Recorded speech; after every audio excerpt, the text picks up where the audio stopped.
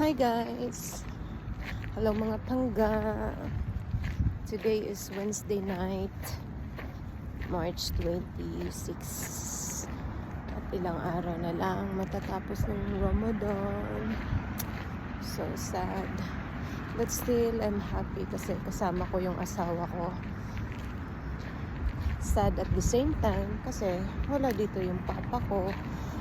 Ang akala ko pa naman kasi magkakasama kami ni Papa sa Ramadan dito sa Saudi. Kaso nagkasakit siya at kailangan niya pong umuwi. Papunta na naman ako ngayon sa trabaho ko. Marami na naman sasakyan. Gabi na dito at ito na yung simula ng nila araw nila kasi buong araw tulog sila.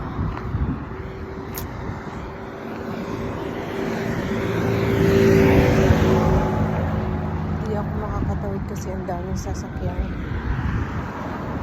pero ngayon tatawid na ako.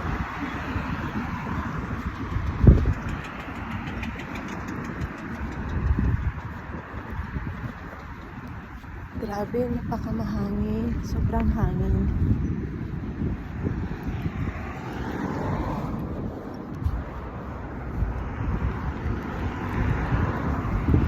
Ako lang mag-isa naglalakad dito sa highway. Una, nahihiya ako maglakad. Pero ngayon parang nasanay. Kasi for 15 years kasi hindi ko nasanayan na naglalakad papunta sa work for 15 years kasi laging hatid sundo na sasakyan.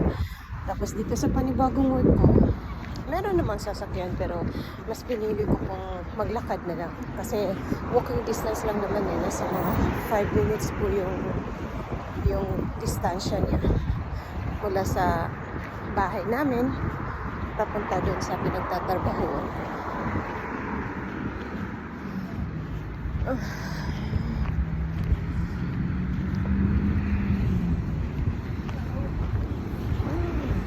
Sa ilang buwan kong paglalakad dito sa highway na to, lagi kong inaasam-asam na sana makapulot man lang ako ng pera. Pero ganun talaga kapag inaasahan mo or kapag anong tawag ba dun?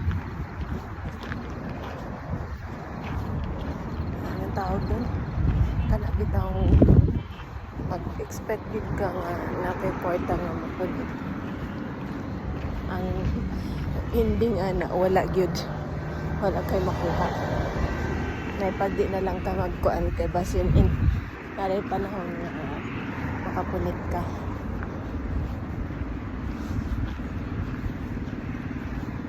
Ay, patabot-tutog ko sa laing highway.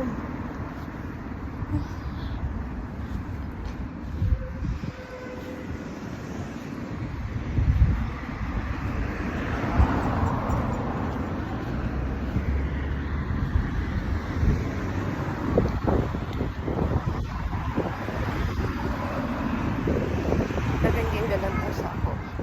Pero okay ra pabagae tagnaon. Pabagae na 101.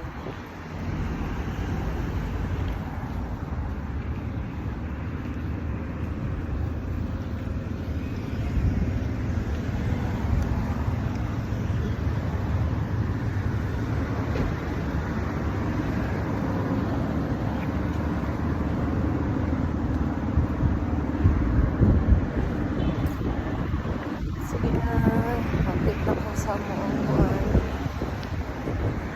working place, working area.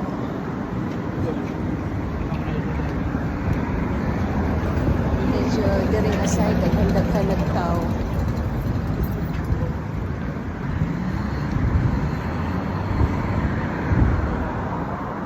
Yan na naman sa highway.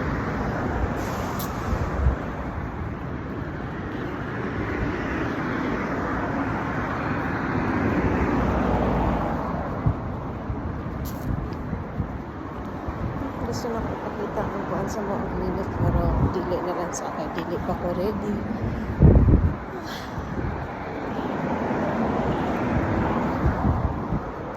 Nako. Sobra day sa 5 minutes ang kalayuan sa mo ang balay papunta sa dito sa clinic. Sige na, bye-bye na.